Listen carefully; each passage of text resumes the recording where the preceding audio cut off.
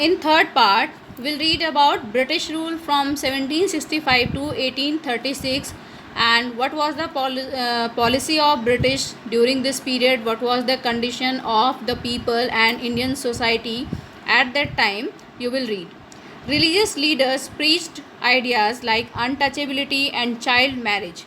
So कुछ religious leader जो धार्मिक गुरु जो थे उन्होंने जो है कुछ प्रीच का मतलब क्या होता है, गिव सेरेमन्स, यानी कि उपदेश दिया किसके बारे में, अनटचेबिलिटी एंड चाइल्ड मैरिज के बारे में. Anyone who crosses the seas lose his religion and some preachers preach that कोई भी जो अपने कंट्री को क्रॉस करके कहीं और जाएगा तो उसका जो धर्म है, जो रिलीजन है, वो क्या हो जाएगा, ख़त्म हो जाएगा.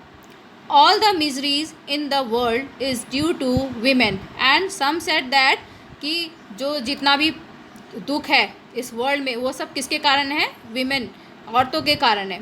सो in this way there were some social evils in the Indian society at that time. तो कुछ सामाजिक बुराइयां जो है वो भारतीय समाज में उस समय आ चुकी थी, like untouchability, child marriage, etc. The truth was that the Indians had lost self-respect. The British scorned them. लेकिन सच्चाई क्या थी कि ये सारी सामाजिक बुराइयां क्यों आई थी, क्योंकि जो इंडियंस थे उन्होंने अपनी जो सेल्फ रिस्पेक्ट थी उसको वो खो चुके थे. अब उनको लगता था कि वो बहुत ज़्यादा इन्फीरियर हैं, while the Britishers are superior, कि जो ब्रिटिशर्स हैं वो बहुत ज़्यादा सुपीरियर हैं और हम क्या हैं, बिल्कुल इन्फीरियर हैं, मतलब कि बहुत तुच्छ हैं, बहुत छोटे हैं, हमें कुछ नहीं आता है. तो इस तरह से जो है इंडियंस जो है अपनी सेल्फ रिस्पेक्ट खो चुके थे और जो ब्रिटिश थे वो उनको क्या करते थे, नफ़रत करते थे उनसे. स्कॉर्न मीन्स क्या होता है, डिस्पाइज, यानी कि घृणा करना, हेट करना. The natives are unworthy of trust, incapable of honesty, true your honour but I am honest. So एक जो ब्रिटिश है वो क्या कहता है कि जो नेटिव्स हैं इंडियंस यहाँ, यानी कि जो इंडियंस हैं वो कैसे हैं, ट्रस्ट करने के लायक नहीं हैं और उनके अंदर ऑनेस्टी बिल्कुल भी नहीं है. तो इंडियन क्या रिप्लाई कर रहा है, एक जो इंडियन है कि ट्रू, कि आप बिल्कुल सही कह रहे हैं, लेकिन I am honest but I am honest, लेकिन मैं बहुत ज़्यादा ईमानदार हूँ. So in this way the Britishers thought that when they didn't support their own people and they do not they are always fighting with their own people, so how they will become our friend. So in this way they distrusted Indians. तो कि जब उन्होंने सोचा कि जब ये अपने ही लोगों में लड़ते रहते हैं, उन्हीं का ये जो है साथ नहीं देते, उनको सपोर्ट नहीं करते हैं, तो ये हमारे को क्या सपोर्ट करेंगे या हमारा क्या साथ देंगे. तो इस तरह से जो है उन्होंने इंडियंस पे ट्रस्ट करना छोड़ दिया. Being merchants the British wanted quick profits, their heavy taxes forced farmers to abandon their fields. But your man are taking all my crop, you are still in arrears, if you don't pay next week I will send you to jail. So अब क्योंकि Britishers का जो main M था वो क्या था, trade, व्यापार करना था, क्योंकि वो मर्चेंट्स थे, व्यापारी थे, ट्रेडर्स थे, तो उनका जो एम था वो क्या था कि क्विक प्रॉफिट्स वो चाहते थे, मुनाफा चाहते थे. इसीलिए उन्होंने क्या किया, फार्मर्स पर हैवी टैक्सेस जो है लगाया और जिसके कारण उन्हें अपने फील्ड्स को, अपने खेतों को छोड़ना पड़ा. To abandon means to left, to leave, तो उन्हें अपने खेतों को छोड़ना पड़ा क्योंकि उनके ऊपर उन्होंने बहुत ज़्यादा हैवी टैक्सेस लगा दिए थे. तो जो है जो एक इंडियन फार्मर है वो क्या कह रहा है, but your man are taking all my crop, कि मैं टैक्स पे नहीं कर सकता हूँ क्योंकि तुम्हारे जो लोग हैं उन्होंने ऑलरेडी मेरी जो क्रॉप है, सारी फसल है, वो ले ली है. तो जो ब्रिटिशर है वो क्या कह रहा है कि तुम्हारा एरियर अभी भी बचा हुआ है. एरियर मीन्स क्या होता है, the money which had to be paid earlier, जो कि पहले ही पहले पे करनी होती है मनी, उसको एरियर कहते हैं. तो कहता है कि तुम्हारा एरियर भी अभी बचा हुआ है एंड अगर तुम उसे नेक्स्ट वीक पे नहीं करते हो तो अब तुम्हें जेल भेज दिया जाएगा. Still the British invented other methods which gave them more profits, और फिर भी जो है इतना प्रॉफिट होने के बाद भी उन्होंने कुछ और मेथड्स निकाले जिससे उन्हें और ज़्यादा प्रॉफिट हो.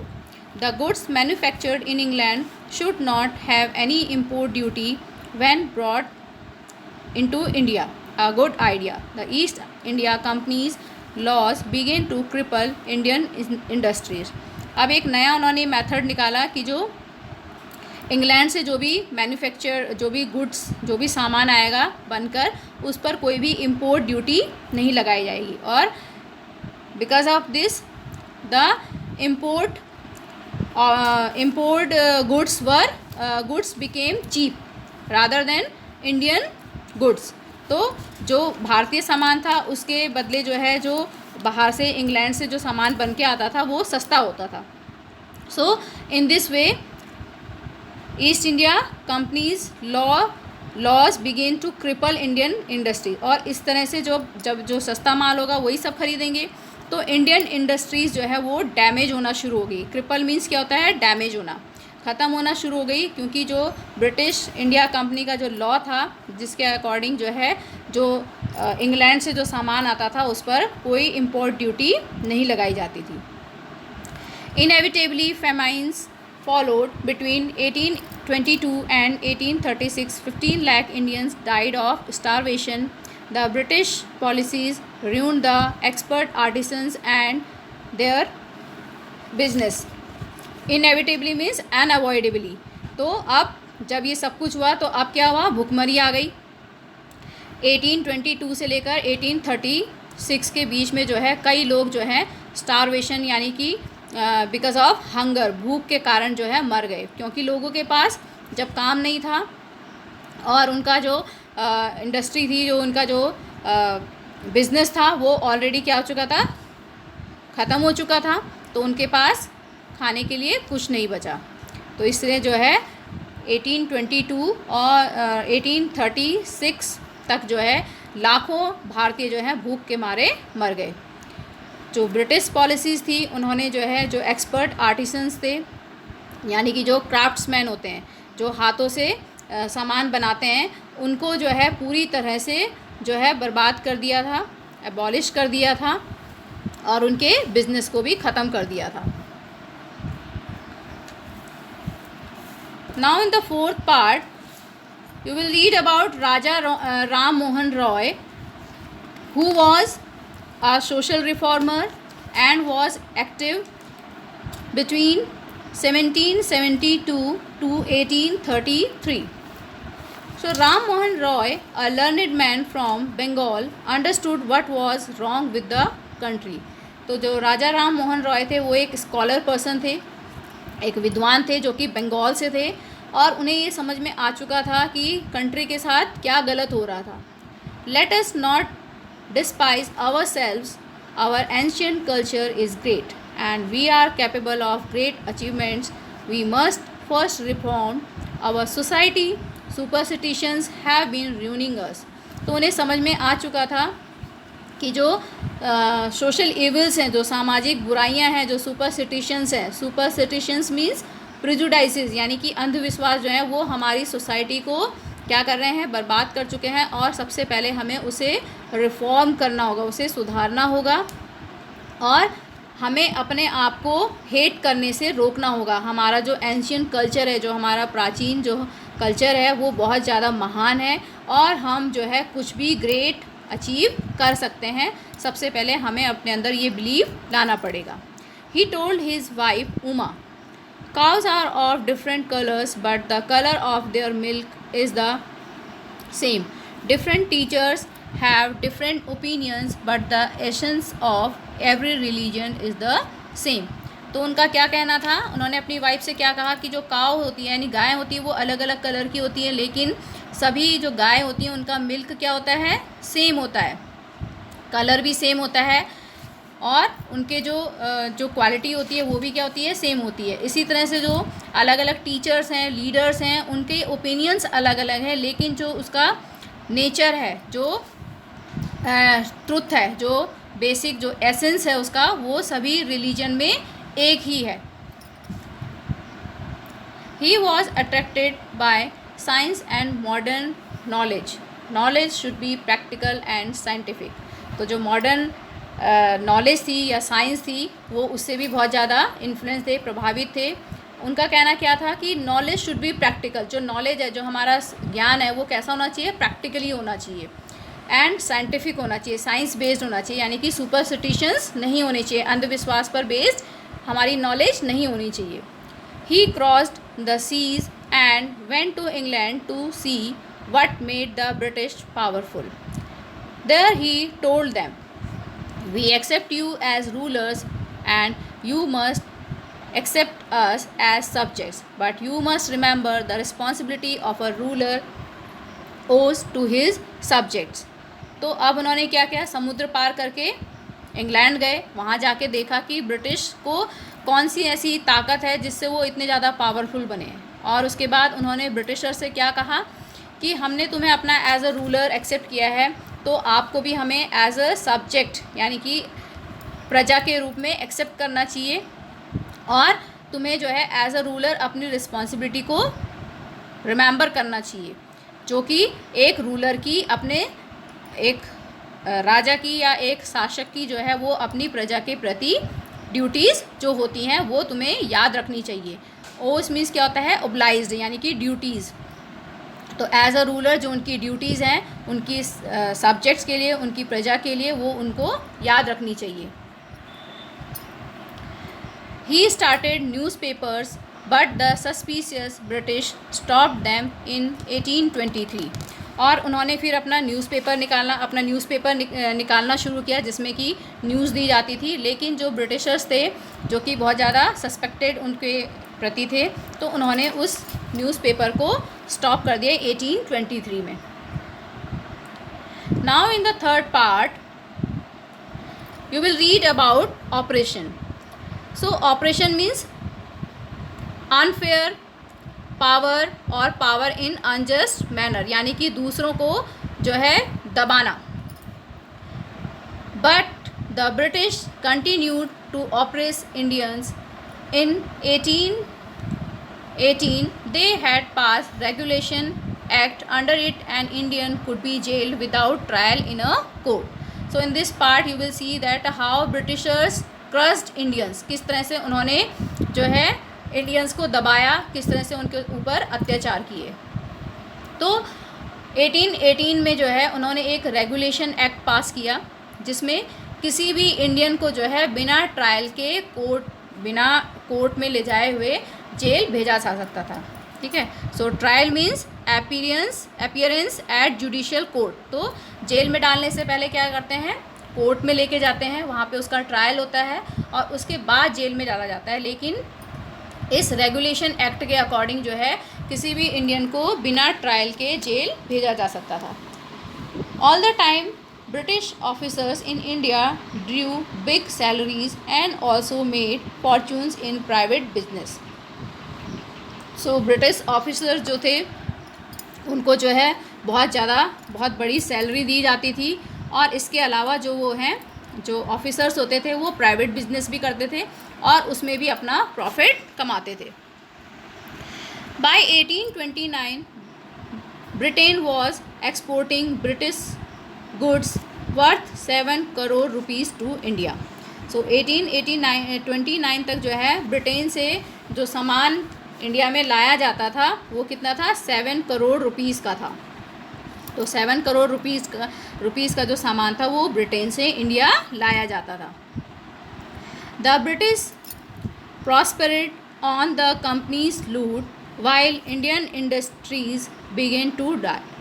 सो इन दिस वे क्या हुआ कि जो इंग्लैंड से सामान बन के आता था वो यहाँ पर जो है मार्केट में लाया जाता है, अवेलेबल किया जाता था, और जिसके कारण जो है जो इंडियन इंडस्ट्रीज़ थी वो ख़त्म होना शुरू हो गई. और इस तरह से जो ब्रिटिश थे वो बहुत ज़्यादा प्रॉस्पेरेड हो गए, यानी कि और ज़्यादा समृद्ध हो गए और ज़्यादा वेल्दी हो गए. Governor General Bentinck reported back home The bones of cotton weavers are bleaching the plains of India. कि जो कॉटन वीवर्स हैं, यानी कि जो कपड़े का काम, कॉटन के कपड़े का जो काम करते थे, वीवर बुनने का काम करते थे, जो कि कॉटन इंडस्ट्री की बोन थी, यानी हड्डी थी, वो अब उन्होंने जो है इंडियन प्लेन्स को, यानी कि जो मैदानी इलाके इंडियंस के जो मैदान थे उनको छोड़ना शुरू कर दिया था, वहाँ से पलायन करना शुरू कर दिया था, क्योंकि जो उनकी कॉटन इंडस्ट्री थी वो पूरी तरह से समाप्त हो चुकी थी। Now in the sixth part, you will read about the dissatisfaction among the Indians because of the British policies and British operation. तो ब्रिटिश ऑपरेशन के कारण जो भी डिससेटिस्फैक्शन किस तरह से इंडियंस के बीच में हुआ, किस तरह से उन्होंने रिवॉल्ट करना, उसके अगेंस्ट जो है आवाज़ उठाना शुरू किया, you will read in this part. Education in India was in Persian and Sanskrit. In 1835, an Englishman named Macaulay suggested a change. We should teach the natives through the English language. I agree. तो जो education थी India में वो Persian language में और Sanskrit language में दी जाती थी, लेकिन 1835 में एक इंग्लिशमैन जिसका नाम मैकॉले था वो यहाँ इंडिया में आया और उसने एक चेंज करने के लिए सजेस्ट किया इंडियन एजुकेशन में, और उसने क्या बोला कि हमें इंडियंस को जो है इंग्लिश लैंग्वेज के थ्रू पढ़ाना चाहिए। English education produced colours to whom the British gave petty jobs under them.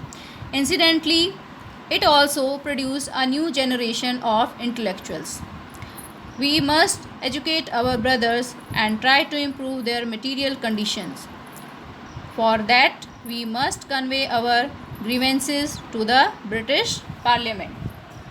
अब जो उनका पर्पस था इंडियंस को इंग्लिश लैंग्वेज से एजुकेशन देना, उसका पर्पस क्या था कि वो एक ऐसे कलर्स को प्रोड्यूस कर सकें जो ब्रिटिशर्स के लिए काम कर सके, और इसके बदले में उनको क्या दिया जाता था, पैटी जॉब्स, मतलब कि जो छोटी छोटी जॉब्स और छोटी सैलरी उनको दी जाती थी।